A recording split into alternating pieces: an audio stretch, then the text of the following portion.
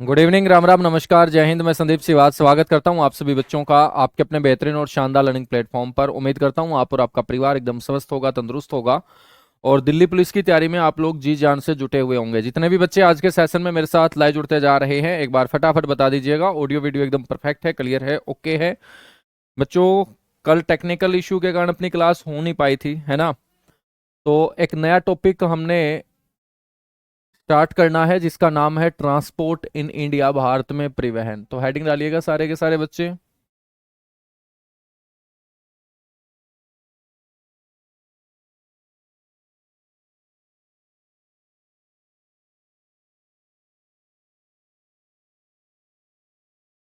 Transport in India,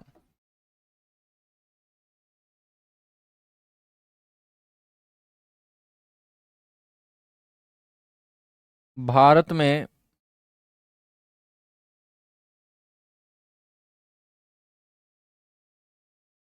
परिवहन।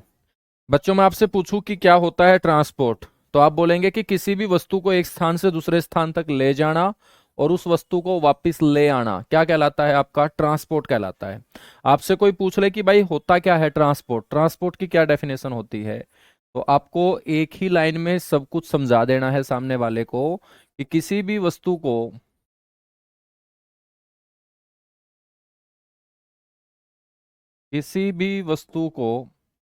एक स्थान से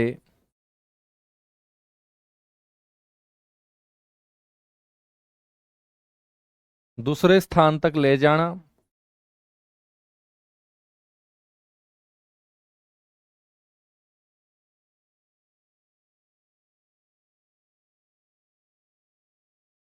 वह वापस ले आना।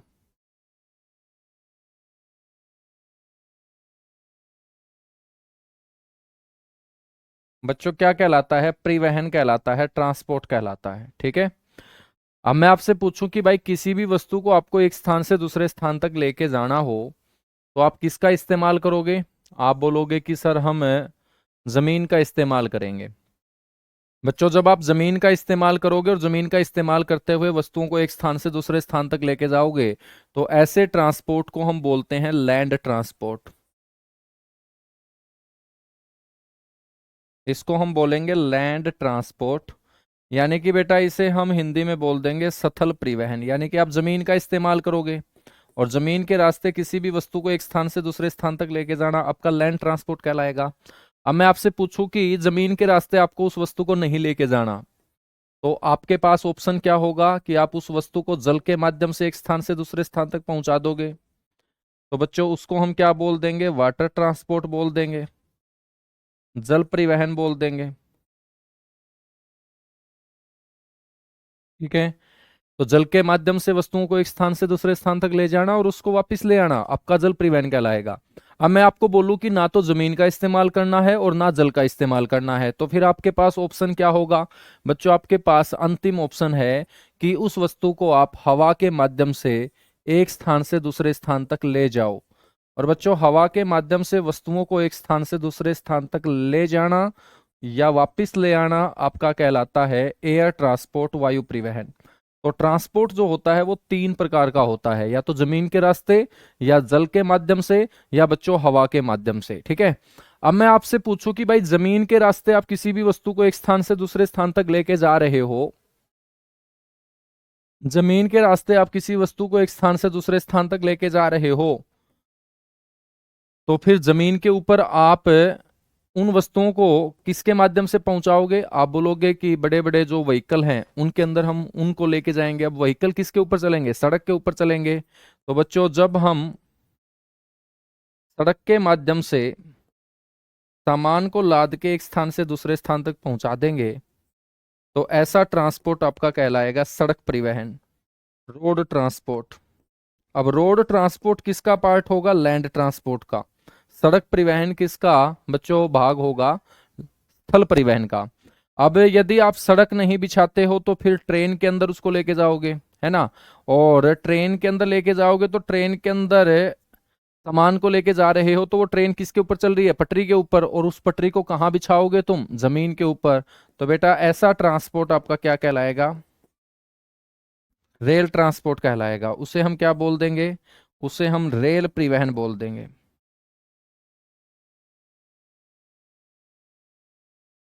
रेल परिवहन, ठीक है। हम बात करेंगे बच्चों, या फिर आप जमीन के नीचे क्या कर सकते हो, पाइप दबा सकते हो। और एक बार आपको पाइप दबानी है, बार बार तो जमीन के नीचे पाइप दबाई नहीं जाएगी। और एक बार पाइप दबाकर बच्चों हम फिर उस मटेरियल को उस पाइप के माध्यम से एक स्थान से दूसरे स्थान तक पहुंचाते रहेंगे आसानी से। तो ऐसा ट्रांसपोर्ट आपका क्या कहलाता है? पाइप परिवहन कहलाता है। तो बच्चों आपका सड़क परिवहन, रेल परिवहन, पाइप परिवहन, ये किसके पार्ट होंगे? ये लैंड ट्रांसपोर्ट के पार्ट होंगे। आपसे कोई पूछ ले कि भाई ये जो पाइप परिवहन है ये कहाँ इस्तेमाल किया जाता है, तो बच्चों ये इस्तेमाल किया जाता है तरल पदार्थों के लिए। मान के चलिएगा रिफाइनरी वगैरह है, ठीक है, वहां से तेल पहुंचाना है तो टैंकरों से तेल नहीं पहुंचाया जाएगा, बल्कि बच्चों पाइप के माध्यम से।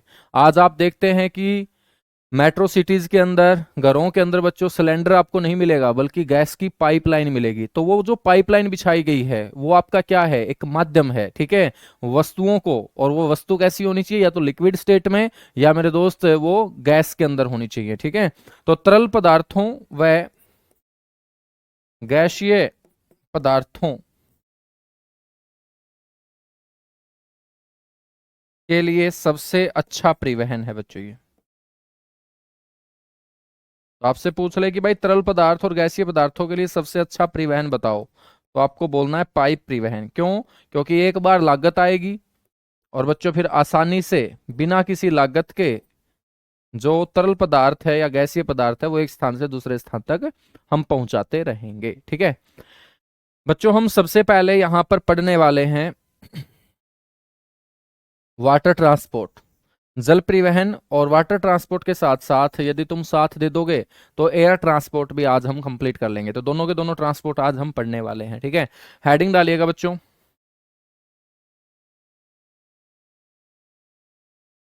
हेडिंग डालिएगा सारे के सारे।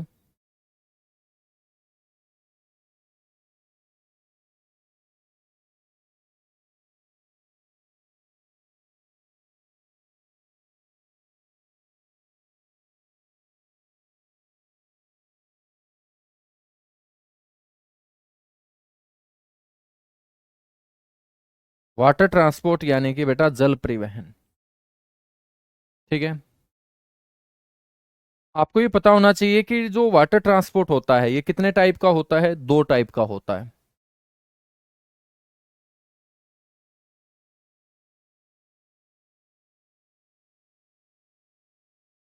ठीक है।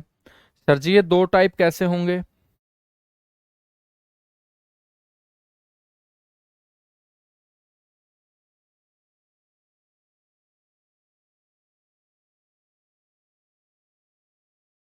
ये दो टाइप आपको ध्यान रखना है। एक को हम बोलेंगे अंतर्देशीय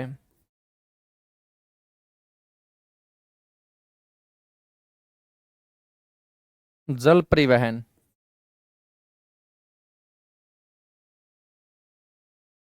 अंतर्देशीय जल परिवहन, बेटा इसको इंग्लिश में हम क्या बोल देंगे? इसको हम इंग्लिश में बोल देंगे इनलैंड वाटर ट्रांसपोर्ट।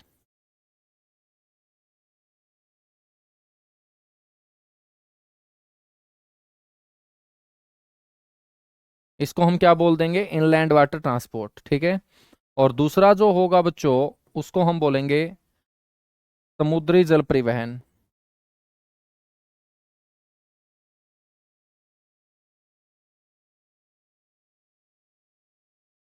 समुद्री जल परिवहन। और बेटा इसको इंग्लिश में बोल देंगे सी ट्रांसपोर्ट। इसको हम क्या बोल देंगे? सी ट्रांसपोर्ट बोल देंगे, समुद्री जल परिवहन, ठीक है। आपको पता होना चाहिए कि बच्चों जल के माध्यम से जो हम व्यापार करते हैं उसका 90% बच्चों जल परिवहन से ही किया जाता है। तो याद रखना है 90% जो बच्चों समुद्री व्यापार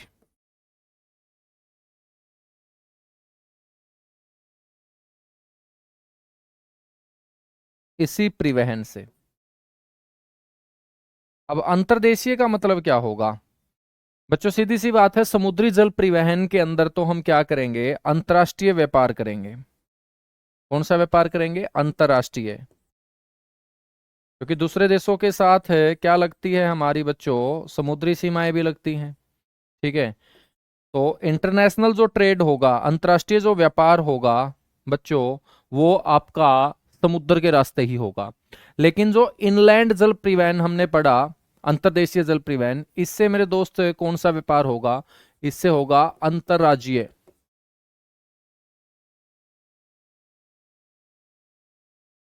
अंतर्राज्यीय व्यापार, राज्यों के बीच व्यापार होगा बेटा इसमें।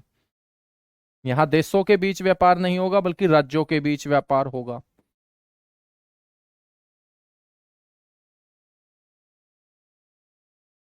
ठीक है, राज्यों के बीच व्यापार होगा। अब राज्यों के बीच जो व्यापार होगा वो किसके माध्यम से होगा? वो या तो नहर के माध्यम से होगा, या बच्चों नदी के माध्यम से। ठीक है, और नहर और नदी से व्यापार अच्छे से हो पाए, इसके लिए बच्चों क्या किया गया?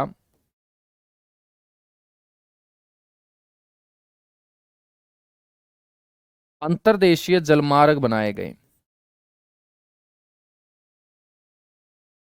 अंतर्देशीय राष्ट्रीय जलमार्ग, इसको इंग्लिश में बोलेंगे इनलैंड नेशनल वाटरवे, अंतर्राष्ट्रीय जलमार्ग। ठीक है ना, यानी कि इसको इंग्लिश में बोलेंगे बेटा वाटरवे,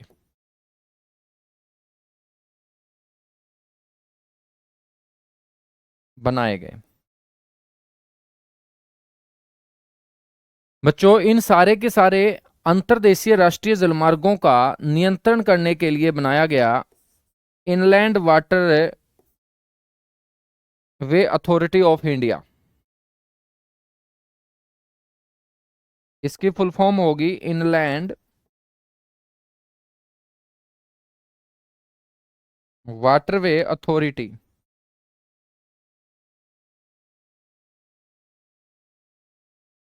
ऑफ इंडिया। इसको हम बोलेंगे भारतीय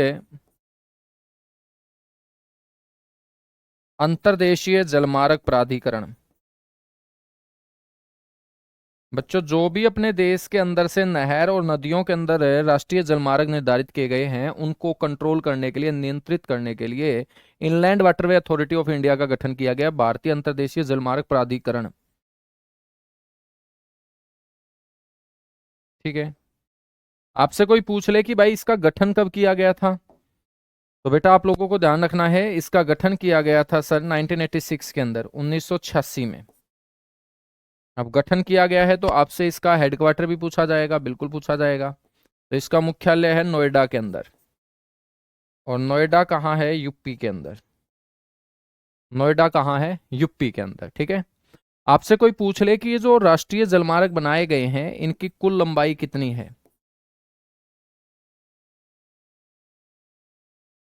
तो आप बोलेंगे 14,500 किलोमीटर। ठीक है, तो राष्ट्रीय जलमार्ग जो निर्धारित किए गए हैं नहर और नदी के अंदर, इनकी जो टोटल लेंथ है बच्चों वो कितनी है? 14,500 किलोमीटर है। 14,500 किलोमीटर है। यहां तक चीजें क्लियर हुई? यहां तक चीजें क्लियर हुई, बिल्कुल। अब समुद्री जो आपका बच्चों व्यापार होगा, तो उस व्यापार को करने के लिए क्या बनाने पड़ेंगे? बंदरगाह।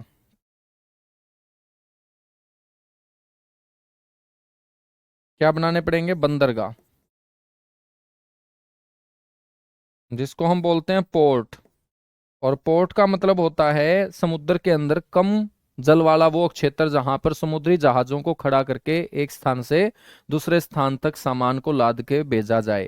तो बच्चों यहां पर भारत के अंदर जो आपको पोर्ट देखने को मिलेंगे, या तो बड़े पोर्ट देखने को मिलेंगे जिनको हम बड़े बंदरगाह बोलेंगे, मेजर पोर्ट बोलेंगे, या बच्चों आपको छोटे पोर्ट देखने को मिलेंगे,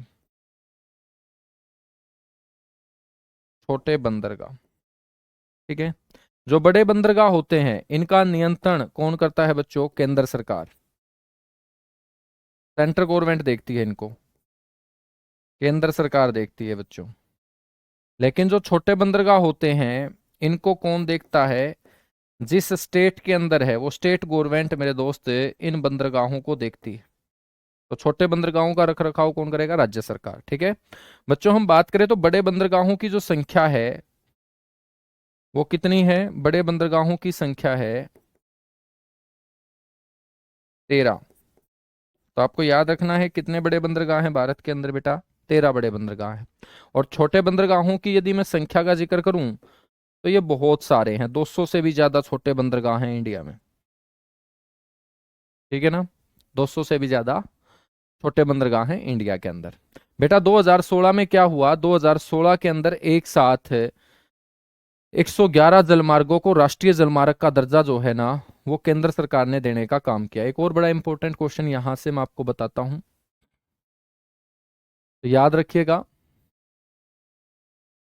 वर्ष 2016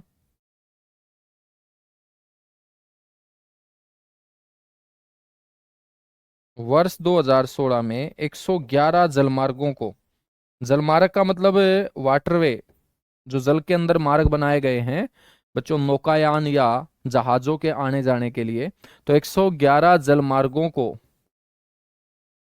राष्ट्रीय जलमार्गों का दर्जा दे दिया गया। लेकिन हम सारे के सारे नेशनल वाटरवे नहीं पढ़ेंगे, 4-5 जो अपने लिए इंपॉर्टेंट होंगे।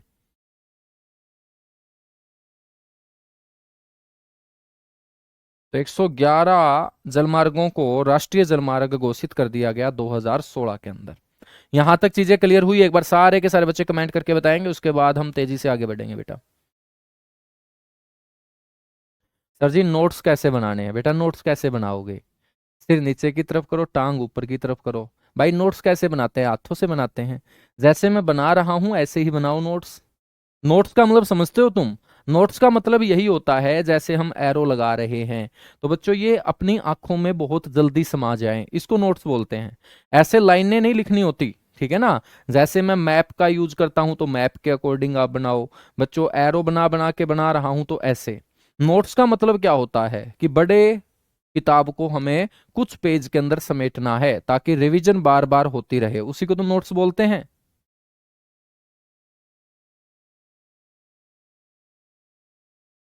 है ना। तुम भी यार कैसी बातें करते हो, फिर मेरे को आ जाती है हंसी।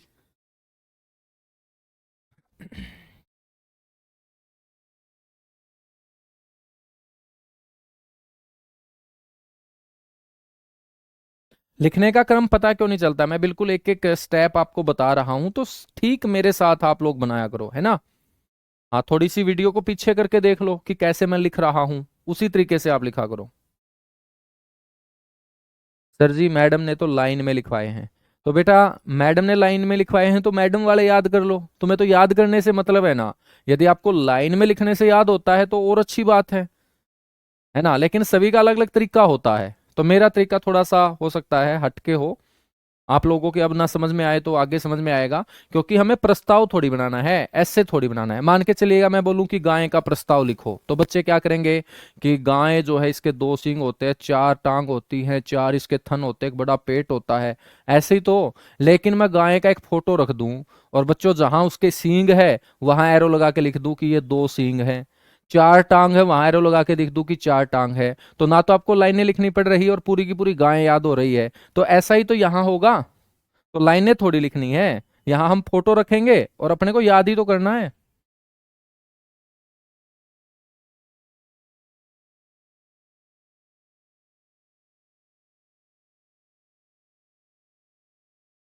नोट्स का मतलब होता है छोटा रूप, ठीक है ना। नोट्स का मतलब क्या होता है बेटा? छोटा रूप होता है, छोटा रूप होता है। चलेगा कोई ना।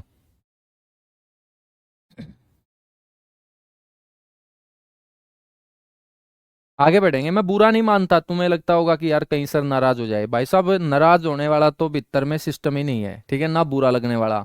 तो तुम खुल के पूछते रहा करो, मैं तुम्हें गाइड करता रहूंगा एक बड़े भाई की तरह। और आपको पता होगा कि बड़ा भाई कभी भी आपका बुरा तो नहीं चाहेगा, आपका हमेशा भला ही चाहेगा।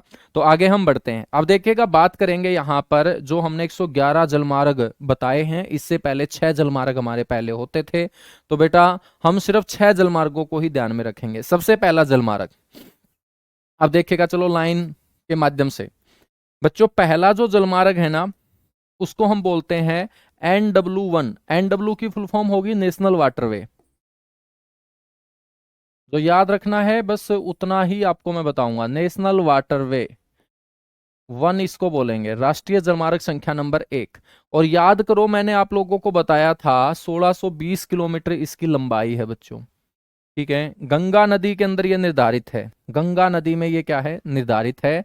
और प्रयागराज से हल्दिया बंदरगाह तक, प्रयागराज से हल्दिया बंदरगाह तक गंगा नदी के अंदर इसको निर्धारित किया गया।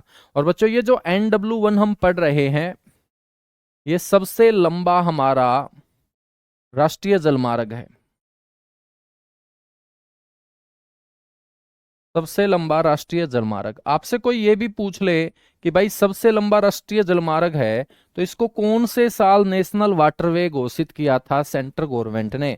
आपसे बेटा कोई ये पूछ ले कि सबसे पहले इसको कौन से साल घोषित किया था, तो बच्चों इसको दर्जा दिया गया था 27 अक्टूबर 1986 को, 1986। तो इसको नेशनल वाटरवे 1 के नाम से जाना जाता है। ठीक है ना।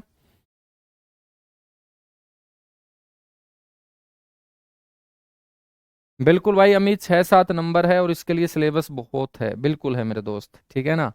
हाँ लंबा लेंथी है बच्चों, पूरी धरती के बारे में पढ़ रहे हैं, और धरती छोटी थोड़ी है, 51 करोड़ वर्ग किलोमीटर में है धरती, 51 करोड़ वर्ग किलोमीटर में। अब देखिएगा, हम बात करेंगे यहां पर बच्चों नेशनल वाटरवे नंबर 2। अब इसकी जो लंबाई है वो है 891 किलोमीटर। ठीक है बेटा, ये सादिया से लेके धुबरी पट्टी के बीच निर्धारित किया गया है। और सादिया और धुबरी दोनों के दोनों कौन से राज्य में है, आसाम राज्य में। और आसाम राज्य के अंदर बेटा सबसे महत्वपूर्ण नदी कौन सी बहती है, ब्रह्मपुत्र। तो ब्रह्मपुत्र नदी में निर्धारित है। क्वेश्चन कैसे पूछेगा कि भाई बताइएगा भारत का सबसे लंबा राष्ट्रीय जलमार्ग कौन सा है, आप बोलेंगे राष्ट्रीय जलमार्ग नंबर 1। आपसे पूछा जाएगा ये कहां से कहां तक निर्धारित है, आप बोलेंगे इलाहाबाद या प्रयागराज से हल्दिया बंदरगाह तक। हल्दिया मेरे दोस्त वेस्ट बंगाल का पार्ट है, पश्चिम बंगाल का पार्ट है ये, ठीक है, WB लिख रहा हूं, वेस्ट बंगाल। आपसे पूछा जाएगा कि इसकी लेंथ कितनी है बच्चों, 1620 किलोमीटर। आपसे पूछा जाएगा इसको राष्ट्रीय जलमार्ग कौन से साल घोषित किया गया, 27 अक्टूबर 1986 को। आपसे पूछा जाएगा NW2 नेशनल वाटरवे नंबर 2 कहां से कहां तक है, आप बोलेंगे आसाम राज्य में सादिया से धुबरी पट्टी तक। कौन सी नदी के अंदर निर्धारित किया गया है, ब्रह्मपुत्र नदी के अंदर। बच्चों उसके बाद है NW3।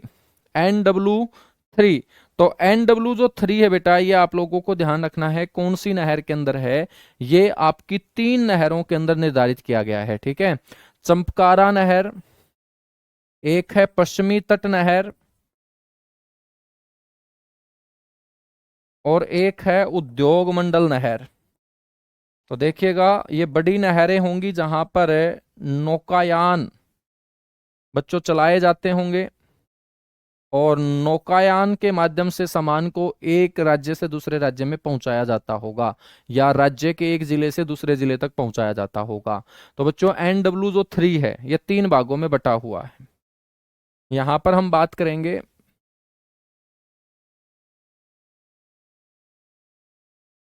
राष्ट्रीय जलमार्ग 3, या शॉर्ट फॉर्म में बोलेंगे NW3।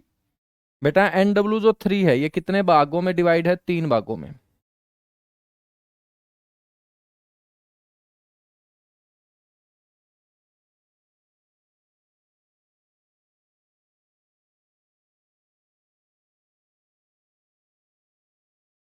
सर ये 3 भागों में कैसे डिवाइड है, बेटा एक आपको ध्यान रखना है, पहला जो इसका भाग है वो कोटापुरम से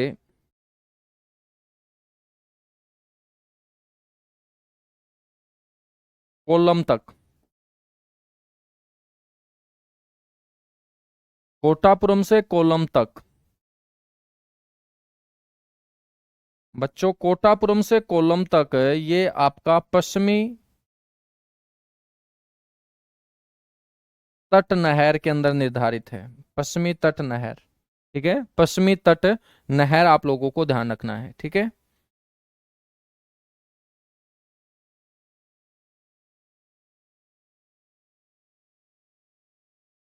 नेक्स्ट हम बात करेंगे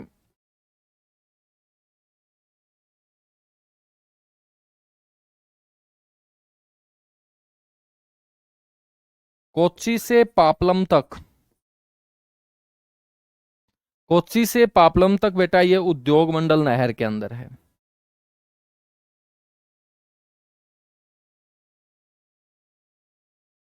उद्योग मंडल नहर। ठीक है, आपसे पूछ ले कि कौन से राज्य के अंदर है, बेटा ये पूरा का पूरा केरला स्टेट है, ये केरल राज्य के अंदर निर्धारित है। NW3 केरल राज्य के अंदर, NW2 मेरे दोस्त आपको पता है आसाम के अंदर, आसाम के अंदर। ठीक है,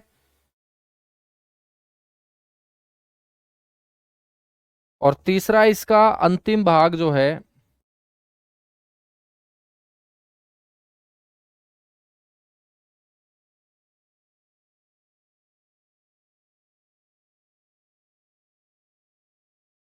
उबला मंगपुम इसे बोलते हैं बेटा, क्या बोलते हैं, उबला मुगल बोल दो या इसको उबला मुगम बोल दो। थोड़े अटपटे नाम है क्योंकि अपनी साइड के नहीं है, साउथ के हैं ये, और साउथ के तो मेरे दोस्त नाम ही अटपटे होते हैं, आपको पता ही है। ये जो नहर होगी इसको बोलते हैं चंपकारा, चंपकारा नहर।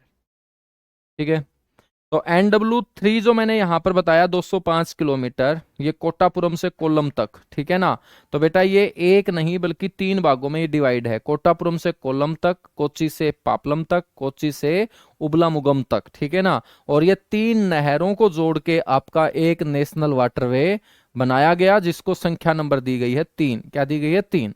उसके बाद हम बात करते हैं बेटा NW4। ठीक है, यहां पर लेंथ वगैरह इनकी याद रखने की जरूरत है नहीं, लेंथ याद रखेंगे 1620 किलोमीटर। ठीक है बच्चों, याद रखेंगे काकीनाडा से पुदुचेरी, काकीनाडा से पुदुचेरी। तो आपको पता होना चाहिए कि काकीनाडा से पुदुचेरी तक मेरे दोस्त ये निर्धारित किया गया है कौन से स्टेट के अंदर, आंध्र प्रदेश के अंदर, आंध्र प्रदेश के अंदर। ठीक है, और ये जो नेशनल वाटरवे नंबर 4 है, ये कौन सी नदी के अंदर, कृष्णा नदी के अंदर और गोदावरी नदी के अंदर। तो इसका एक भाग गोदावरी नदी में, एक भाग कृष्णा नदी के अंदर बेटा निर्धारित किया गया है, ये आप लोगों को ध्यान रखना है। ठीक है ना, और साथ के साथ एक नहर भी याद रख लेना, इसके भी 3 भाग हैं।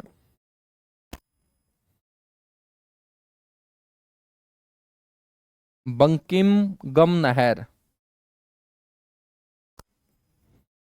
ठीक है, तो बेटा नेशनल वाटरवे नंबर 4 भी 3 भागों में डिवाइड है, और 3 ही नदियों 3 ही जलों के अंदर, जिसमें 2 नदियां हैं और एक नहर है। नेशनल वाटरवे नंबर 5 बच्चों लंबाई याद रखने की जरूरत है नहीं, बस इतना सा याद रखिएगा, ब्राह्मणी नदी।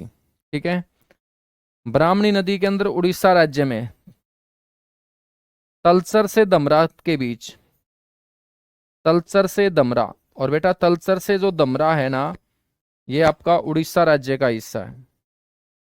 राज्य कौन सा होगा, उड़ीसा राज्य। और आपसे कोई पूछ ले कि कौन सी नदी के अंदर इसको निर्धारित किया गया, तो आप बोलेंगे ब्राह्मणी नदी के अंदर। नदी कौन सी हो जाएगी, ब्राह्मणी नदी हो जाएगी। ठीक है, तो national waterway number 5, national waterway number 5 याद रखेंगे, तलचर से दमरा। अब हम बात करते हैं नेशनल वाटरवे नंबर 6, जो राष्ट्रीय जलमार्ग संख्या नंबर 6 है बच्चों, जो इन 6 में सबसे छोटा है, 121 किलोमीटर इसकी लंबाई है बच्चों, लखीमपुर से बागा, लखीमपुर से बागा। और ये जो आपका राज्य होगा वो होगा आसाम। तो लखीमपुर जो पड़ता है वो कौन से स्टेट में पड़ता है, आसाम के अंदर। और आसाम राज्य के अंदर बच्चों ये कौन सी नदी के अंदर, याद रखिएगा ब्राक्कर नदी के अंदर। कौन सी नदी के अंदर, ब्राक्कर नदी के अंदर। ठीक है ना, याद रखोगे आप।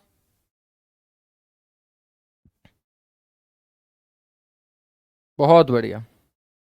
तो बेटा ये 6 आप लोगों को नेशनल वाटरवे याद रखने हैं बस, इससे हमारा इनलैंड जो वाटर ट्रांसपोर्ट है वो कंप्लीट हो जाता है। अब मैंने आप लोगों को बताया कि इनलैंड वाटरवे के बाद हमें बच्चों याद रखना है सी ट्रांसपोर्ट, समुद्री जल परिवहन। और जब भी हम समुद्री जल परिवहन का इस्तेमाल करेंगे तो अपने को बड़े बंदरगाहों के बारे में पता होना चाहिए, क्योंकि बच्चों दूसरे देशों के साथ समुद्र के रास्ते से जो हम व्यापार करेंगे वो हम बंदरगाहों से ही तो करेंगे। जहाजों को बंदरगाह के ऊपर लाकर उसी के अंदर तो सामान को लादा और उतारा जाएगा। तो बच्चों बड़े बंदरगाहों की संख्या कितनी है? 13 है। इनका संचालन, इनका रख रखाव कौन करेगा? केंद्र सरकार। बात करते हैं इन 13 बड़े बंदरगाहों की। इन 13 बड़े बंदरगाहों का हम जिक्र कर लेते हैं बेटा। साथ के साथ थोड़ा सा मैप के ऊपर भी मैं आपको बता के चलूंगा।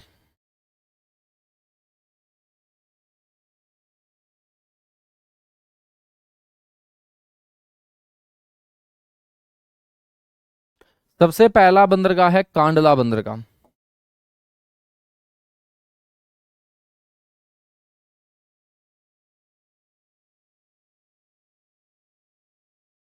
कांडला नाम की जगह कहाँ है बेटा? गुजरात के अंदर। तो पहला ही क्वेश्चन आपसे पूछा जाएगा कि भाई बताइएगा कांडला बंदरगाह कहाँ है। तो इसकी स्थिति आपसे कोई पूछे तो आप बोलेंगे गुजरात राज्य में। और गुजरात राज्य का जिला आपसे पूछ रहे तो आप बोलेंगे कच्छ जिले में। और बच्चों कच्छ जिले का वो भाग पूछ ले जहां पर ये आपकी बंदरगाह स्थित है, वो है सरकरिक क्षेत्र। कौन सा क्षेत्र? सरकरिक।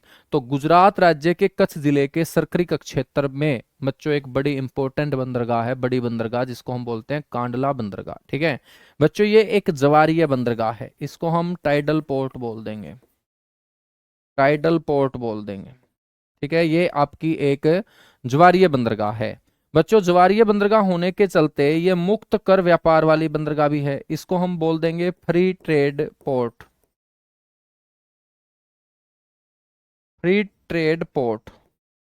ठीक है, तो मुक्त कर यानी कि यहां पर जो सामान को बच्चों उतारा और चढ़ाया जाता है, यानी कि ऐसे ही सामान को उतारा चढ़ाया जाएगा जिसके ऊपर टैक्स नहीं बनेगा। ठीक है, तो बेटा ये आपकी मुक्त कर व्यापार वाली, यानी कि इस बंदरगाह से जब भी हम समुद्री रास्ते से व्यापार करेंगे तो टैक्स नहीं लगता है। तो फ्री ट्रेड पोर्ट, मुक्त कर व्यापार वाली ये बंदरगाह है। बच्चों कांडला बंदरगाह का नाम 2017 में बदलकर क्या कर दिया गया? दीनदयाल बंदरगाह कर दिया गया। तो 4 पॉइंट याद रखने हैं। कांडला बंदरगाह गुजरात राज्य के कच्छ जिले के सरकरिका क्षेत्र में, एक टाइडल पोर्ट है, एक फ्री ट्रेड पोर्ट है। 2017 में इसको बच्चों बदलकर नाम इसका दीनदयाल बंदरगाह कर दिया गया। दूसरी बंदरगाह है मुंबई बंदरगाह, बड़ी इंपॉर्टेंट बंदरगाह है और सबसे बड़ा प्राकृतिक बंदरगाह है मेरे दोस्त मुंबई बंदरगाह। ठीक है, आपको ये पता होना चाहिए कि मुंबई मैंने आपको कौन से द्वीप के ऊपर बताया था? सालसेट द्वीप के ऊपर। जब मुंबई सालसेट द्वीप के ऊपर बसा हुआ है तो ये बंदरगाह भी कौन से द्वीप के ऊपर बनी होगी? बेटा ये आपकी सालसेट द्वीप के ऊपर ही बनी होगी। ठीक है, तो ये है आपकी मुंबई बंदरगाह, जो सबसे बड़ी प्राकृतिक बंदरगाह है। बच्चों ये मुंबई बंदरगाह के ऊपर हम बात करें तो व्यापार का जो बोझ है वो बहुत बढ़ता चला जाता है। और मुंबई बंदरगाह के व्यापार का बोझ कम करने के लिए इसके पास में एक बंदरगाह और बनाई गई, जिसका नाम है मेरे दोस्त नहावा सोवा बंदरगाह। तो तीसरी जो बंदरगाह हम पढ़ेंगे वो नहावा सोवा बंदरगाह पढ़ेंगे। ठीक है, नहावा सोवा बंदरगाह को क्यों बनाया गया था? मुंबई जो बंदरगाह है उसके बोझ को कम करने के लिए बच्चों एक और बंदरगाह बनाई गई, नहावा सोवा बंदरगाह। ठीक है, जब ये बनाई गई थी तो ये कंप्यूटरीकृत बंदरगाह थी, मतलब हम बोल सकते हैं कि सारा का सारा काम कंप्यूटर के ऊपर ही होता था। बच्चों नहावा सोवा बंदरगाह एलिफेंटा गुफाओं के नजदीक है। एलिफेंटा नाम की आपने गुफाएं पढ़ी होंगी महाराष्ट्र के अंदर। ठीक है, तो मेरे दोस्त एलिफेंटा नाम की गुफाओं के नजदीक आपकी बंदरगाह है ये नहावा सोवा बंदरगाह। हम बात करेंगे 1988-89, 1988-89 के अंदर मेरे दोस्त ये 12वां बड़ा बंदरगाह घोषित किया गया था। तो आपसे क्वेश्चन ऐसे भी पूछ ले कि भाई 13 बड़े बंदरगाह हैं तो उनमें 12वां बंदरगाह कौन सा घोषित हुआ था? तो आप बोलेंगे नहावा शोवा बंदरगाह घोषित हुआ था। बच्चों इस बंदरगाह के ऊपर आपको बड़े बड़े कंटेनर देखने को मिलेंगे। ये भारत का विशालतम कंटेनर बंदरगाह है। कंटेनर तो समझते होंगे, लोहे के बड़े बड़े डिब्बे जिनके अंदर सामान को मेरे दोस्त लाद कर एक स्थान से दूसरे स्थान तक हम पहुंचाते हैं। तो इस बंदरगाह के ऊपर आपको कंटेनर ही कंटेनर नजर आएंगे। तो ये भारत का सबसे बड़ा कंटेनर, ये याद रखिएगा, बंदरगाह है। मैंने आप लोगों को बताया कि यहाँ पर सारे काम कंप्यूटर से होते हैं, तो बच्चों ये सबसे अत्याधुनिक कंप्यूटरीकृत बंदरगाह है। ठीक है, याद रखिएगा, ये सबसे अत्याधुनिक कंप्यूटरीकृत बंदरगाह है। इसका जो दूसरा नाम है बच्चों वो जवाहरलाल नेहरू बंदरगाह है। ठीक है, तो याद रखिएगा, नहावा शोवा बंदरगाह को ही हम जवाहरलाल नेहरू बंदरगाह के नाम से जानते हैं। बेटा अगली बंदरगाह है मारमा गोवा। तो आपको पता होगा जब नाम ही गोवा आया है, ठीक है, तो बच्चों ये गोवा में ही होगी। और गोवा के अंदर ये कौन सी नदी के पास है? जुआरी नदी के ऊपर। ठीक है, तो जुआरी नदी के समीप या जुआरी नदी के तट के ऊपर बच्चों एक बंदरगाह, बड़ी बंदरगाह, जिसका नाम है मारमा गोवा बंदरगाह। बच्चों इसी बंदरगाह से भारत देश जापान को क्या करता है? लो ऐसक भेजता है। तो आपसे क्वेश्चन ये पूछा जाएगा कि जापान को लोहे का जो हम निर्यात करते हैं, लोहा जो हम एक्सपोर्ट करते हैं बेटा, वो कौन सी बंदरगाह से करते हैं? वो मारमा गोवा बंदरगाह से करते हैं। पांचवी बड़ी बंदरगाह है न्यू मैंगलोर। मैंगलोर बच्चों, बैंगलोर, बैंगलोर और मैंगलोर दो बड़े शहर हैं, तो सीधी सी बात है ये कौन से राज्य में? कर्नाटक राज्य में। बच्चों आकार की दृष्टि से ये अपने 13 बड़े बंदरगाहों में सबसे छोटा बंदरगाह है। बड़ा इंपॉर्टेंट क्वेश्चन है कि 13 बड़े बंदरगाहों में सबसे छोटा बंदरगाह आकार की दृष्टि से कौन सा है? तो आप बोलेंगे न्यू मैंगलोर बंदरगाह है। बच्चों कर्नाटक, दक्षिण भारत के अंदर कर्नाटक में मैंने आपको एक पहाड़ी पढ़ाई थी, कुंद्रेमुख पहाड़ी, और इसी कुंद्रेमुख पहाड़ी से मैंने आपको बताया था कि कच्चा लोहा निकाला जाता है। ठीक है, तो बेटा ये कच्चा लोहा यहां से निकाला जाता है, तो कर्नाटक से ये लोहा निकाल कर हम दूसरे देशों को जो भेजेंगे वो कौन सी बंदरगाह से भेजेंगे? न्यू मैंगलोर बंदरगाह से, न्यू मैंगलोर बंदरगाह से। ठीक है, और ये कच्चा लोहा भी जापान को भेजा जाता है। कहाँ भेजा जाता है? जापान को भेजा जाता है। ठीक है बच्चों, उसके बाद आ जाती है कोचीन बंदरगाह। कोचीन, अब कोचीन नाम का शहर कहाँ है? केरल के अंदर है। तो बेटा कोचीन बंदरगाह कौन से स्टेट में होगी? केरल में होगी। और ये आपको ध्यान रखना है वेलिंगटन द्वीप के ऊपर है बच्चों। वेलिंगटन द्वीप पर स्थित ये आपकी एक प्राकृतिक बंदरगाह है, कोचीन बंदरगाह। तो बड़ा इंपॉर्टेंट क्वेश्चन है कि वेलिंगटन द्वीप के पास या वेलिंगटन द्वीप पर स्थित बंदरगाह का नाम बताओ। कोचीन बंदरगाह, कोचीन बंदरगाह। और बच्चों इस बंदरगाह के ऊपर जो है ना, हम नए नए समुद्री जहाज भी तैयार करते हैं, और जहां पर समुद्री जहाज तैयार किए जाते हैं उस जगह को हम बोलते हैं कोचीन शिपयार्ड। तो कोचीन शिपयार्ड जो है बच्चों, इसकी स्टैब्लिशमेंट पूछ ली जाती है। ठीक है ना, कोचीन जो शिपयार्ड है इसकी स्टैब्लिशमेंट पूछ ली जाती है, और आप बोलेंगे 1972, 1972 में। कीजिएगा फटाफट नोट, एक बार मैं नोट करने देता हूं फिर तुम चिल्लाओगे वरना। सारे के सारे बच्चे नोट कीजिएगा, उसके बाद हम आगे बढ़ेंगे बच्चों। बिल्कुल भाई, कोच्चि को हम बोलते हैं अरब सागर की रानी।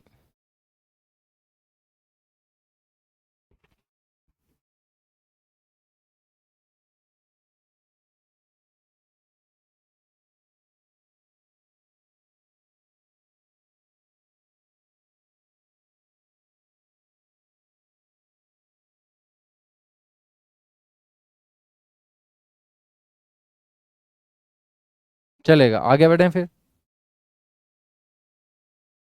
कोचिन बंदरगाह के बाद बेटा तूतीकोरिन बंदरगाह। तो तूतीकोरिन, अब हम बात करेंगे जो हमारे पूर्वी तट के ऊपर बंदरगाह हैं। ये जो 6 बंदरगाह हैं बेटा, ये आपको पढ़नी है कौन से तट के ऊपर? पश्चिमी तट के ऊपर, पश्चिमी तट के ऊपर। ठीक है ना, क्योंकि एक हमने गुजरात में पढ़ी, दो हमने महाराष्ट्र में पढ़ी, एक बच्चों हमने कर्नाटक में पढ़ी, एक हमने केरल में पढ़ी। कहाँ पढ़ी? केरल के अंदर पढ़ी। तो 6 बंदरगाह हमने पढ़ी है हमारे कौन से तट के ऊपर बेटा? पश्चिमी तट के ऊपर। अब हम बात करेंगे 6 बंदरगाह पढ़ेंगे पूर्वी तट के ऊपर, और पूर्वी तट की पहली बंदरगाह है तूतीकोरिन। तो तूतीकोरिन जो बंदरगाह होगी वो कौन से स्टेट में? तमिलनाडु में। तो तय से तूतीकोरिन, तय से तमिलनाडु। और बच्चों अब इसको हम किस नाम से पुकारते हैं? चिंदबरनार पोर्ट के नाम से। ठीक है, तो चिंदबरनार पोर्ट के नाम से भी तूतीकोरिन को जाना जाता है। आपसे कोई पूछे कि बच्चों पहली स्वदेशी, प्रथम स्वदेशी भारतीय नौवाहन सेवा, प्रथम स्वदेशी भारतीय नौवाहन सेवा जो है ना, वो कब शुरू हुई थी? 1906 में। मतलब बच्चों समुद्री जहाज में लोगों को बैठा के एक देश से दूसरे देश तक ले जाना, ठीक है। तो हमने पहली स्वदेशी भारतीय नौवहन सेवा जो शुरू की थी वो 1906 में। और ये कौन सी बंदरगाह से चला था बच्चों? जहाज तूतीकोरिन से। और कहाँ पहुंचा था ये? कोलंबो बंदरगाह श्रीलंका, ठीक है, कोलंबो बंदरगाह सिरसा। बच्चों ये हम बात करें तो पहली कॉरपोरेट पोर्ट है, प्रथम कॉरपोरेट पोर्ट है, ठीक है।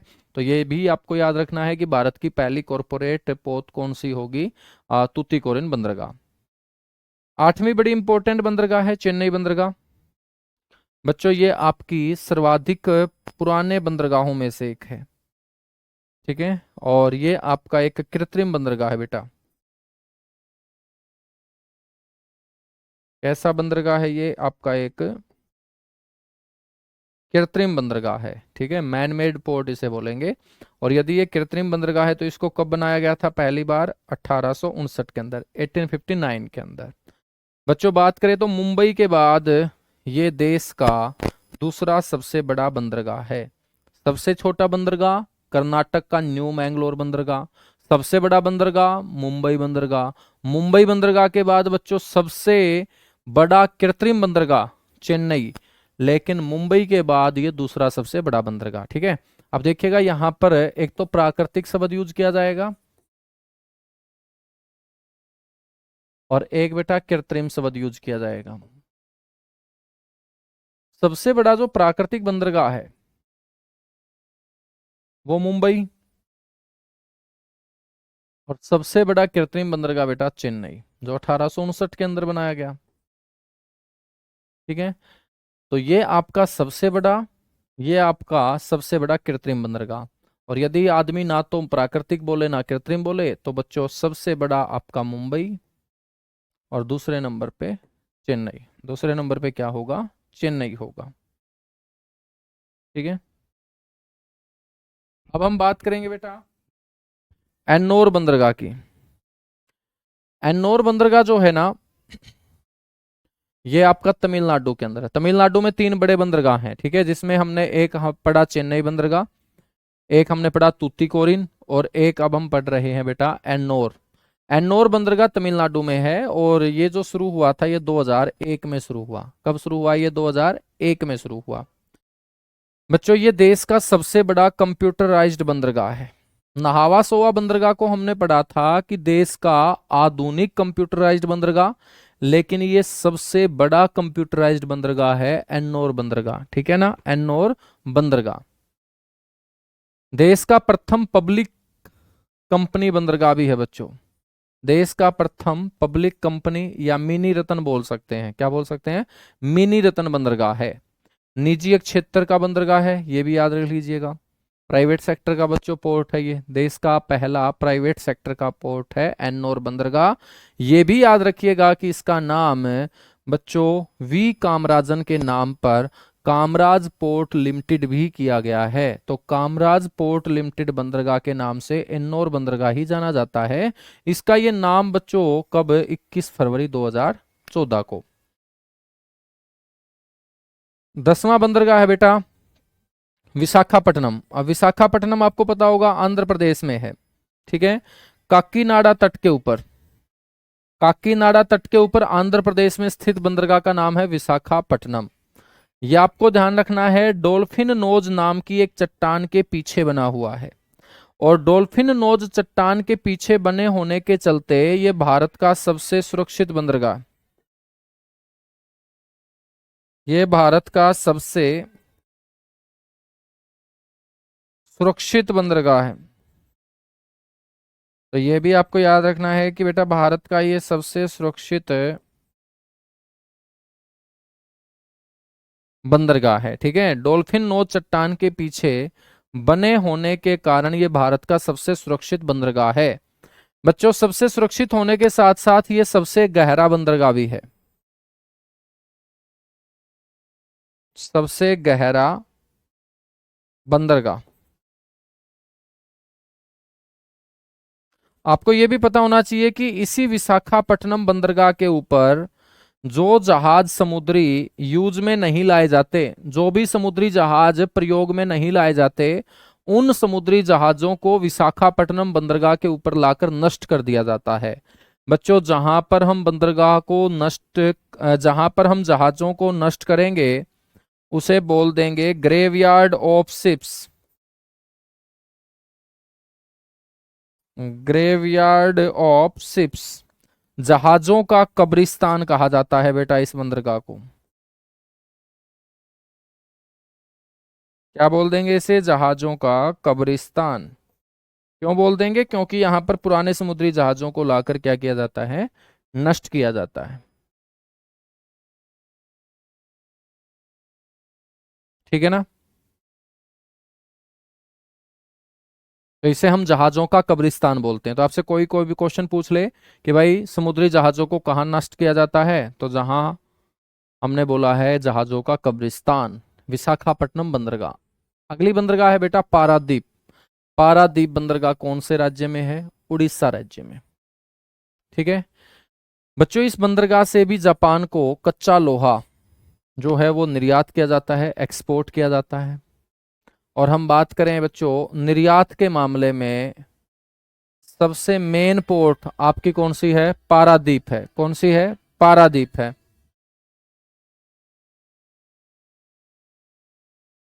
बच्चों शादियों का सीजन चल रहा है ना? आप लोगों की तो नहीं हो रखी होगी शादी, या हो रखी है बेटा? तो शादियों का सीजन चल रहा है, थोड़ी सी डिस्टरबेंस तो होगी, है ना? हाँ, और शादियों में बच्चों हरियाणा के गानों का फिर क्या कहना? कौन सा गाना अच्छा लगता है तुम्हें हरियाणा का, बताओ? आजकल बच्चों डीजे के ऊपर तुम कौन सा गाना सुन रहे हो हरियाणा में? या हरियाणा के बाहर भी हो गए आप लोग, यूपी से, दिल्ली से, ठीक है, राजस्थान से, तो वहां पर भी तो हरियाणा के गाने बजते हैं।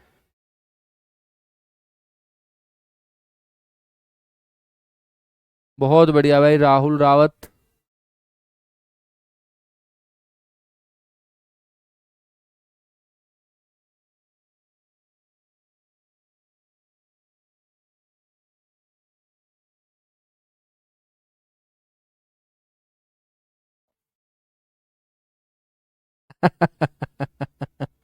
बहुत बढ़िया भाई, चलेगा। बेटा अगली बंदरगाह पढ़ लेते हैं, ठीक है? हाँ, तुम्हारे गानों के नाम सुन सुन के मेरे को आने लगी हंसी, ठीक है, कि तुम्हारी एक नंबर की बच्चों पसंद है, मेरे जैसी पसंद है तुम्हारी। कोलकाता। बच्चों कोलकाता हल्दिया बंदरगाह बोलते हैं। अब आपसे कोई ये तो पूछने से रहा कि कोलकाता बंदरगाह कहाँ है, सभी बच्चों को पता है पश्चिम बंगाल में है। लेकिन बेटा पश्चिम बंगाल के अंदर कोलकाता में कौन सी नदी बहती है? हुगली नदी। क्योंकि कोलकाता कौन सी नदी के तट पे है?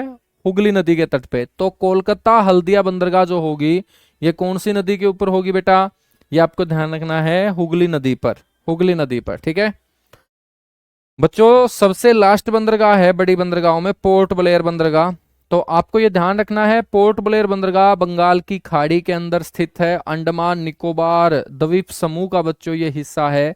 पोर्ट का मतलब ही बंदरगाह होता है। पोर्ट ब्लेयर जो अंडमान निकोबार की राजधानी है, इसका नाम बदल दिया गया, इसका नाम श्री विजयपुरम कर दिया गया। और बेटा ये पोर्ट ब्लेयर जो है ये द्वीपों की सबसे बड़ी बंदरगाह है, ठीक है ना? तो याद रखना है 2010 के अंदर इसको बड़े बंदरगाहों की सूची में शामिल किया गया था। 2010 के अंदर इसको शामिल किया गया था बड़े बंदरगाहों की सूची में। और ये द्वीपों की सबसे बड़ी बंदरगाह है। जितने भी हमने द्वीप पढ़े हैं उन द्वीपों की सबसे बड़ी बंदरगाह कौन सी होगी?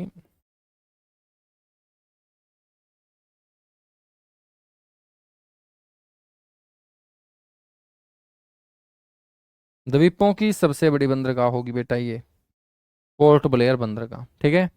तो इसी के साथ आपका वाटर ट्रांसपोर्ट जो है ना वो होता है कंप्लीट। अब हम पढ़ेंगे एयर ट्रांसपोर्ट, यानी कि वायु परिवहन पढ़ेंगे। तो सारे के सारे बच्चे हेडिंग डाल लीजिएगा, वायु परिवहन, एयर ट्रांसपोर्ट बेटा हम पढ़ने वाले हैं। तो जल परिवहन के बाद हम बात करेंगे एयर ट्रांसपोर्ट की, वायु परिवहन की।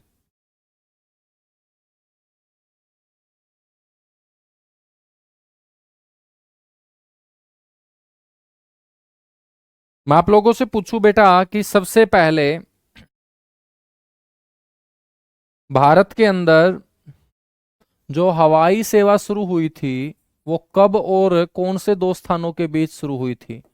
तो अब हम बात करेंगे एयर ट्रांसपोर्ट,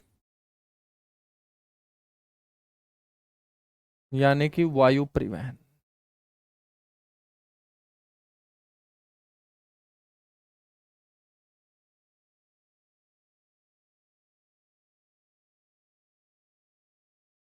सबसे पहले आपसे पूछ ले कि भाई वायु परिवहन किस प्रकार का परिवहन होता है, तो आपको बोलना है ये आपका एक फास्ट ट्रांसपोर्ट होता है बच्चों। फास्ट ट्रांसपोर्ट होता है, सबसे तेज परिवहन। तो किसी भी सामान को यदि हमें जल्दी से जल्दी पहुंचाना है तो बच्चों हमारे पास एक ही विकल्प है, हवा के माध्यम से, जहाज से, हेलीकॉप्टर से, ठीक है बच्चों, सामान पहुंचाना। तो ये आपका सबसे तेज परिवहन होता है। आपसे कोई पूछ ले कि भारत के अंदर पहली जो विमान सेवा है बच्चों वो कब शुरू हुई थी?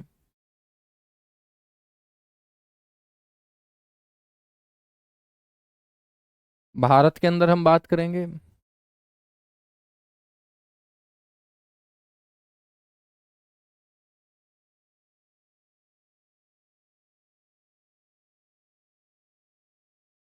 तो बच्चों भारत में प्रथम विमान सेवा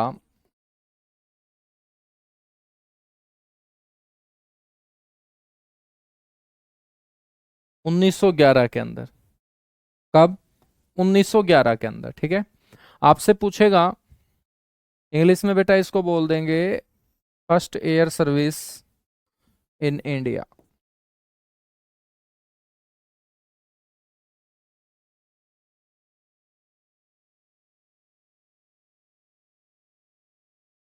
ठीक है, 1911 के अंदर। और 1911 के अंदर जो ये विमान सेवा है ये आपको याद रखना है बच्चों, इलाहाबाद और नैनी के बीच।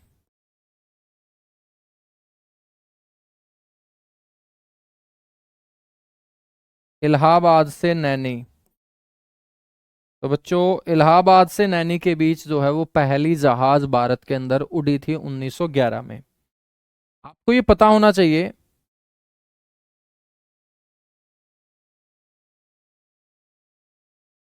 कि भाई 1911 के अंदर जिसने ये पहला जहाज उड़ाया था उस पायलट का नाम क्या था? तो बेटा उस पायलट का नाम था हेनरी पिकेट। हेनरी पिकेट नाम का वो पायलट था, फ्रांस का ये रहने वाला था, जिसने इलाहाबाद और नैनी के बीच पहली जहाज उड़ाने का काम किया था अपने देश के अंदर, भारत में। ठीक है बच्चों, ये जो विमान सेवा थी इसके अंदर कोई भी यात्री नहीं बैठा था। तो सर जी फिर कैसी विमान सेवा थी? तो बेटा ये आपकी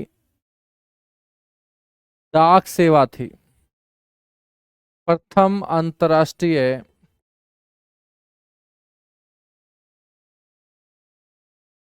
डाक विमान सेवा। मतलब बच्चों इसके अंदर डाक, जिसको हम चिट्ठी बोल सकते हैं, पत्थर बोल सकते हैं,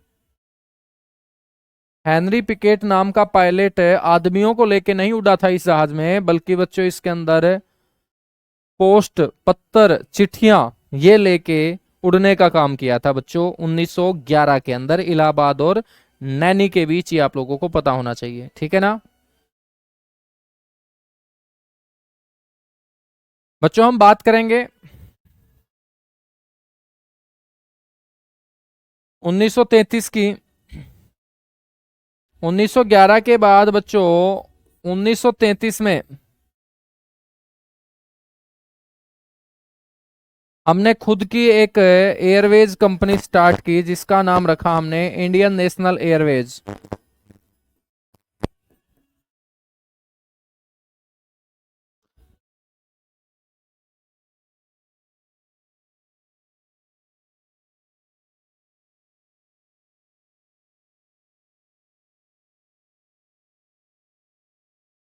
बेटा इंडियन नेशनल एयरवेज कंपनी की स्थापना आपसे कोई पूछ ले तो आपको क्या बोलना है कि गुरुजी 1933 के अंदर इंडियन नेशनल एयरवेज कंपनी की क्या हुई, स्थापना हुई। ठीक है बच्चों, हम बात करें तो इस इंडियन नेशनल एयरवेज कंपनी ने लाहौर से कराची के बीच जो है जहाज सेवा शुरू की थी। लाहौर से कराची, तो ये जो कंपनी है बच्चों, ये जहाज सेवा उपलब्ध कराती थी लाहौर से कराची। ठीक है 1935 में टाटा, वर्ष 1935 के अंदर बेटा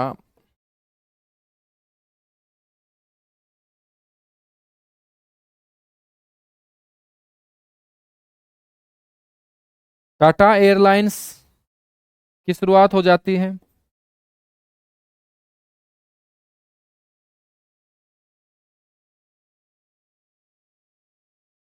और टाटा एयरलाइंस ने मेरे दोस्त जहाज उड़ाना स्टार्ट किया मुंबई से तिरुवनंतपुरम।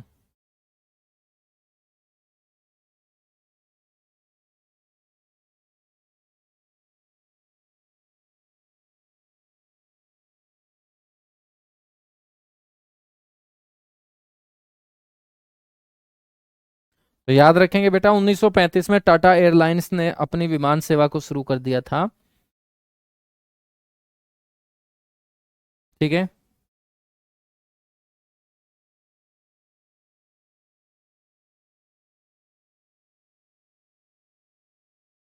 याद रखिएगा। ठीक है अब ये जितने भी विमान सेवा आज चलती है बेटा, वो सारी की सारी विमान सेवाओं को कौन कंट्रोल करता है? वो कंट्रोल करता है civil aviation department, India government. तो सिविल एविएशन डिपार्टमेंट कंट्रोल करता है इंडिया का इन सारी की सारी विमान सेवाओं को। ठीक है चाहे वो डोमेस्टिक हो चाहे वो इंटरनेशनल हो। लेकिन बच्चों इंटरनेशनल जितने भी हमारे जहाज उतरते हैं या आसमान में उड़ते हैं चढ़ते हैं बेटा, वो सारे के सारे एयरपोर्ट के ऊपर तो आएंगे ही आएंगे। तो अपने एग्जाम के अंदर जो क्वेश्चन पूछा जाता है वो एयरपोर्ट से रिलेटेड पूछा जाता है। आपसे पूछा जाएगा कि बताइएगा भाई वल्लभ भाई पटेल इंटरनेशनल एयरपोर्ट कहाँ है, अपने भारत का सबसे बिजी इंटरनेशनल एयरपोर्ट कौन सा है। तो अब आप लोगों को इंटरनेशनल एयरपोर्ट के बारे में पता होना चाहिए। बस सारे के सारे अंतर्राष्ट्रीय हवाई अड्डे पढ़ेंगे और इन्हीं के साथ इस टॉपिक को करेंगे कंप्लीट। फिर बच्चों कल हम पढ़ेंगे रेल ट्रांसपोर्ट। ठीक है पहला आपको याद रखना है वीर सावरकर, वीर सावरकर अंतर्राष्ट्रीय हवाई अड्डा। अब वीर सावरकर ने मेरे दोस्त बहुत ज्यादा जीवन अपना जेल के अंदर बिताया था। पोर्ट ब्लेयर की जो सेलुलर जेल है जिसको हम काला पानी की संज्ञा भी देते हैं, तो बच्चों वीर सावरकर के नाम पर पोर्ट ब्लेयर में क्या है, इंटरनेशनल एयरपोर्ट है। दूसरा याद रखेंगे राजीव गांधी अंतर्राष्ट्रीय हवाई अड्डा। बच्चों ये तेलंगाना की राजधानी हैदराबाद के अंदर है। तेलंगाना की राजधानी हैदराबाद में याद रखना है राजीव गांधी। राजीव गांधी की जो माँ थी बच्चों वो इंदिरा गांधी थी, बिल्कुल थी। तो इंदिरा गांधी इंटरनेशनल हवाई अड्डा कहाँ है, नई दिल्ली के अंदर। आपको ये भी याद रखना है ये सबसे व्यस्त हवाई अड्डा है, सबसे बड़ा भी है भारत का और बेटा सबसे व्यस्त। व्यस्त का मतलब समझते हो तुम? व्यस्त का मतलब है जहां पर जहाजों का उड़ना और उतरना लगा रहता है। ठीक है हम बात करेंगे बेटा लोकप्रिय गोपीनाथ बारडोली अंतर्राष्ट्रीय हवाई अड्डा। ये आपका गुवाहाटी में है। गुवाहाटी कहाँ है, आसाम के अंदर। गुवाहाटी के अंदर अभी दूसरा हमारा टेस्ट मैच भी खेला जाएगा दक्षिण अफ्रीका के खिलाफ, है ना। तो गुवाहाटी के अंदर बच्चों पूरी की पूरी इंडियन क्रिकेट टीम कौन से इंटरनेशनल एयरपोर्ट पे उतरी होगी, लोकप्रिय गोपीनाथ बारडोली इंटरनेशनल एयरपोर्ट के ऊपर। बच्चों नेक्स्ट हम बात करेंगे दाबोलिम, बड़ा इंपॉर्टेंट है। जब भी आप लोग नौकरी लगने के बाद अपनी महिला मित्र के साथ गोवा घूमने जाओगे तो बेटा आप कौन से इंटरनेशनल एयरपोर्ट के ऊपर उतरोगे, दाबोलिम इंटरनेशनल एयरपोर्ट के ऊपर। ठीक है ना, तो दाबोलिम इंटरनेशनल एयरपोर्ट के ऊपर आप उतरोगे। अगला जो है बच्चों वो है सरदार वल्लभ भाई पटेल इंटरनेशनल एयरपोर्ट। तो बेटा सरदार वल्लभ भाई पटेल इंटरनेशनल एयरपोर्ट कहाँ है, अहमदाबाद के अंदर। अहमदाबाद गुजरात का एक बहुत बड़ा औद्योगिक शहर है बेटा, जो सूती कपड़े के लिए फेमस है, जिसको हमने पूर्व का बोस्टन बोला था, है ना। भारत का मैनचेस्टर हमने बोला था। नेक्स्ट है आपका श्रीनगर अंतर्राष्ट्रीय हवाई अड्डा। इसका नाम है शेख अल आलम।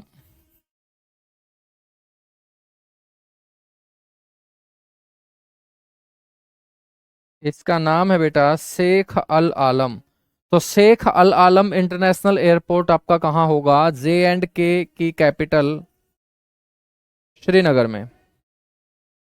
याद रखिएगा कैंपेगोडा, कैंपेगोडा नाम का जो इंटरनेशनल एयरपोर्ट है बेटा, वो बेंगलोर के अंदर है, और बेंगलोर कैपिटल है किसकी? कर्नाटक की।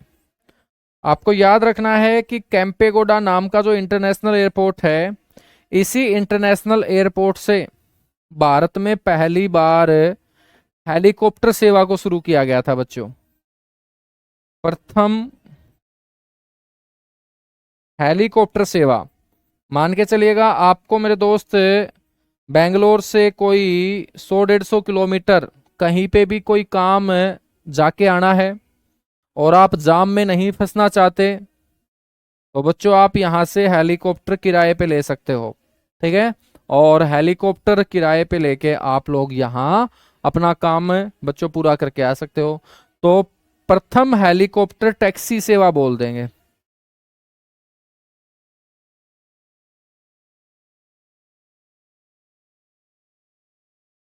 प्रथम हेलीकॉप्टर टैक्सी सेवा, याद रखोगे।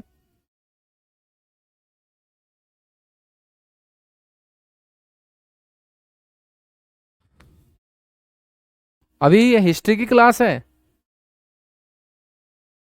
हिस्ट्री की कौन सी क्लास आ गई भाई अभी? हाँ, आज थोड़ी सी लंबी चलाएंगे क्लास, इस टॉपिक को कंप्लीट करेंगे बेटा। मैंगलोर अंतर्राष्ट्रीय हवाई अड्डा, तो ये कहाँ होगा? मैंगलोर के अंदर। और मैंगलोर कहाँ है? कर्नाटक में। मैंगलोर कहाँ है? कर्नाटक में। उसके बाद कोचिन अंतर्राष्ट्रीय हवाई अड्डा। बच्चों कोचिन जो अंतर्राष्ट्रीय हवाई अड्डा है ना, ये पूर्णतः पूरा का पूरा सोलर ऊर्जा के ऊपर आधारित है। तो आपसे कोई क्वेश्चन पूछ ले कि पूर्ण रूप से सौर ऊर्जा के ऊपर आधारित, सोलर एनर्जी के ऊपर जो बेस्ड आपका इंटरनेशनल एयरपोर्ट होगा, वो आपका कोचिन अंतर्राष्ट्रीय हवाई अड्डा होगा, जो बच्चों केरल के कोच्चि शहर के अंदर है। उसके बाद आ जाता है बच्चों कालीकट, कालीकट अंतर्राष्ट्रीय हवाई अड्डा, जो कोझिकोड के अंदर है। कहाँ है बेटा? कोझिकोड के अंदर। तिरुवनंतपुरम, केरल की राजधानी तिरुवनंतपुरम के अंदर त्रिवेंद्रम अंतर्राष्ट्रीय हवाई अड्डा है।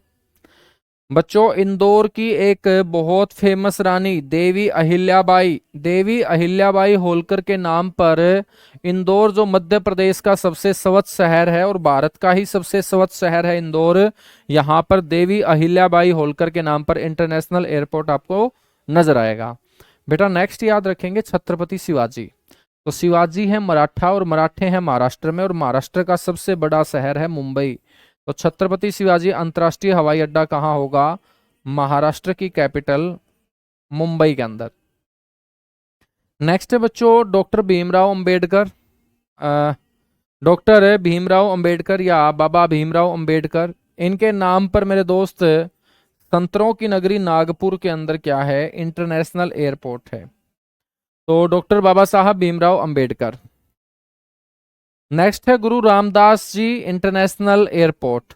तो बेटा ये आपका पंजाब के अमृतसर के अंदर इंटरनेशनल एयरपोर्ट है, पंजाब के अमृतसर के अंदर है। नेक्स्ट हम बात करेंगे पिंक सिटी जयपुर के अंदर। तो पिंक सिटी जयपुर के अंदर जो राजस्थान की राजधानी है, यहां पर आप लोगों को इंटरनेशनल एयरपोर्ट देखने को मिलेगा। ठीक है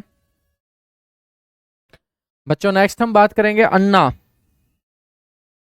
अन्ना अंतर्राष्ट्रीय हवाई अड्डा। ये कहाँ है? तमिलनाडु की राजधानी चेन्नई के अंदर है। बच्चों कोयम्बटूर, कोयम्बटूर जहां हमने गन्ना प्रजनन केंद्र पढ़ा था, ये भी आपका कहाँ है? तमिलनाडु के अंदर। बच्चों तिरुचिरापल्ली, तिरुचिरापल्ली त्रिची जिसको हमने बोला था, ये भी आपका कहाँ है? तमिलनाडु के अंदर, जहां बनाना रिसर्च सेंटर है। चौधरी चरण सिंह, बच्चों हमारे प्रधानमंत्री रहे चौधरी चरण सिंह है, इनके नाम पर उत्तर प्रदेश की राजधानी लखनऊ के अंदर क्या है? इंटरनेशनल एयरपोर्ट है। लाल बहादुर शास्त्री मेरे दोस्त, ये हमारे प्रधानमंत्री रहे, जवाहरलाल नेहरू के बाद दूसरे प्रधानमंत्री लाल बहादुर शास्त्री। बेटा ये भी उत्तर प्रदेश के वाराणसी में इनके नाम का आपको इंटरनेशनल एयरपोर्ट देखने को मिलेगा। नेताजी सुभाष चंद्र बोस, बच्चों सुभाष चंद्र जी बोस पैदा तो हुए थे कहां पर? कटक उड़ीसा के अंदर, लेकिन इनके नाम पर बच्चों इंटरनेशनल एयरपोर्ट है कहां? कोलकाता में। नेक्स्ट है बागडोगरा, बागडोगरा नाम का जो इंटरनेशनल एयरपोर्ट है वो कहां है? सिलीगुड़ी के अंदर, सिलीगुड़ी के अंदर। और विशाखापट्टनम है बेटा आंध्र प्रदेश का हिस्सा, तो विशाखापट्टनम इंटरनेशनल एयरपोर्ट आपका विशाखापट्टनम आंध्र प्रदेश में होगा। ठीक है, तो यहां तक आप लोगों को ध्यान रखना है। और इसके साथ आपका ये टॉपिक होता है बेटा कंप्लीट। तो आपका एयर ट्रांसपोर्ट कंप्लीट हो चुका है, वाटर ट्रांसपोर्ट कंप्लीट हो चुका है।